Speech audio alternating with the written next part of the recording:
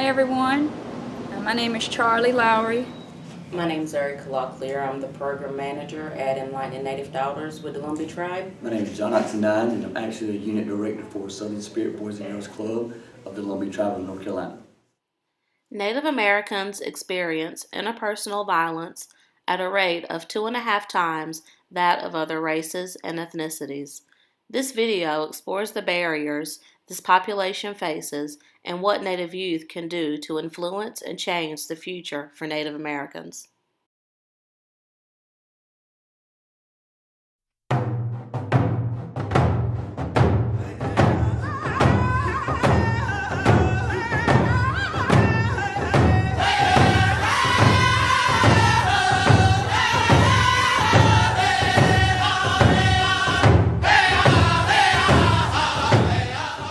The Lumbee tribe is the largest tribe in North Carolina, the largest tribe east of the Mississippi River, and the 9th largest in the nation.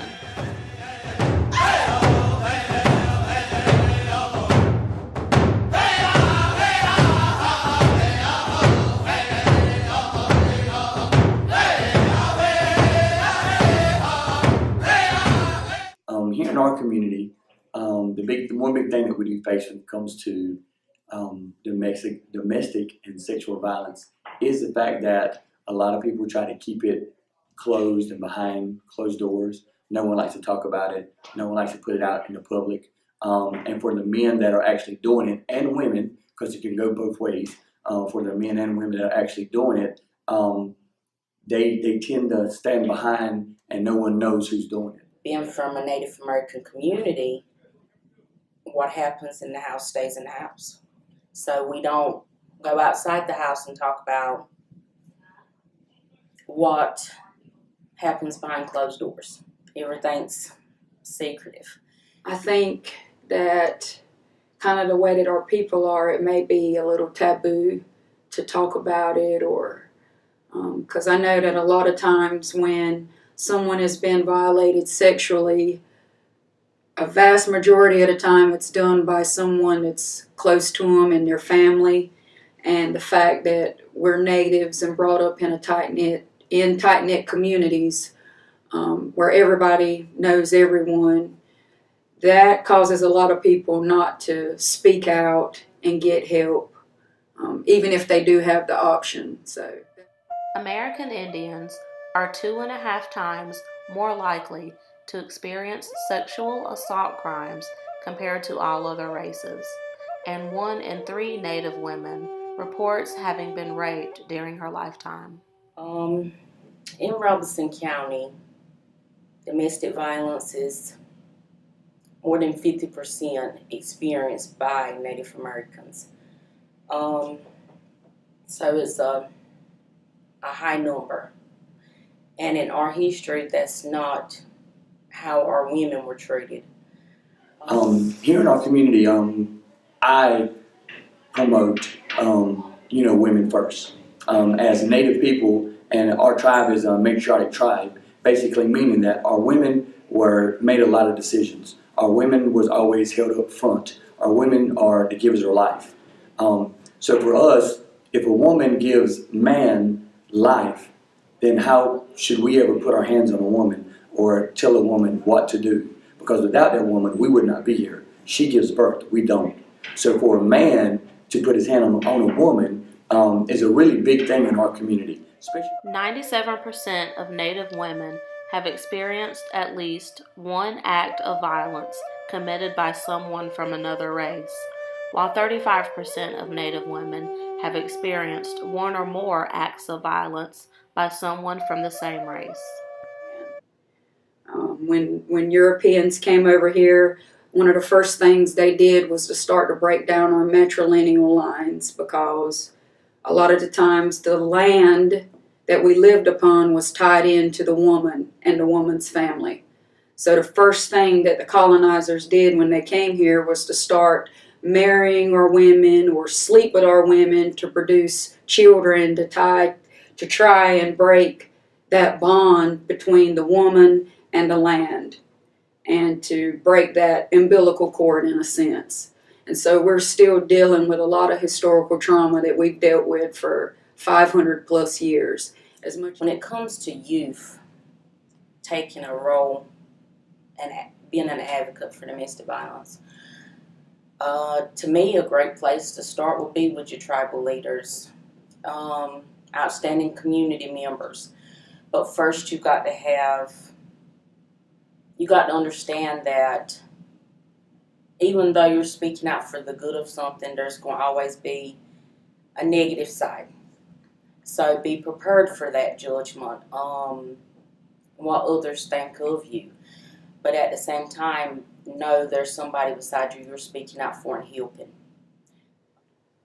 If, going back to my previous response in terms of being tight-lipped about things, if you do have a family member or friend that has experienced sexual violence and abuse, I think it's important to talk with them and coach them and let them know that it's okay to speak out on it and to seek help and to educate each other on the signs, because a lot of times things can happen and you might not even know that you're being harassed or abused. And I think that's where a lot of education comes into play, and maybe even implementing more education on sexual violence in schools.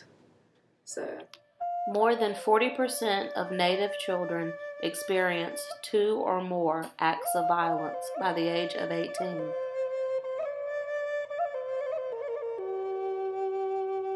Identifying domestic violence by Native teens can be challenging because of minimization. Teens and young adults may not understand that abuse includes insults, isolation, humiliation, coercive control, and threats of suicide upon breakup.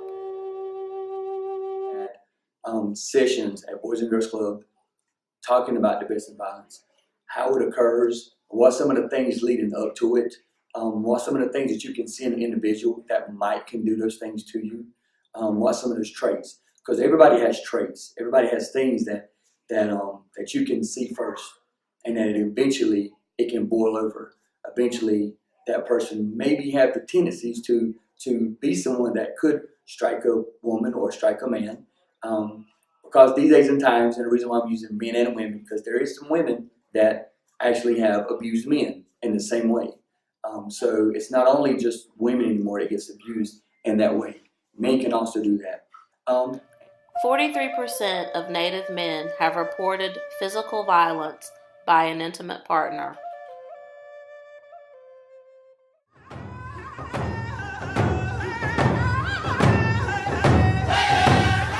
The statistics are staggering.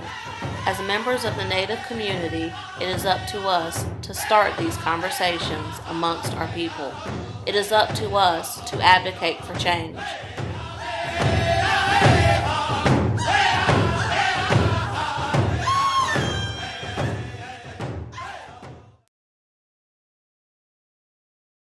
my name is Charlie Lowry, and I'd like to share a song with you.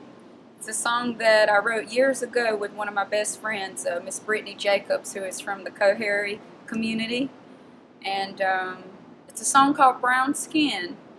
And we wrote it with our young Native women in mind, but the more I sing this song, the more I realize that it's for all women. As women, we are the bearers of life, and it's a song that's meant to empower and encourage you in your daily walks, that regardless of where you come from, who your parents are, what kind of job you have, it doesn't matter. Each one of us as women is special and unique in our own ways, and we all have something to celebrate and contribute to society. So, Brown Skin.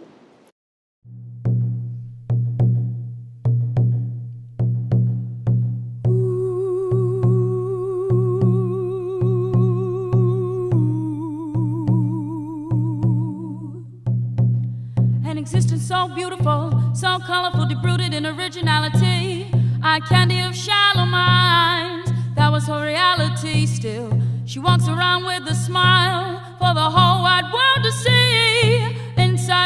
screaming, free yourself from strains of society. Brown skin,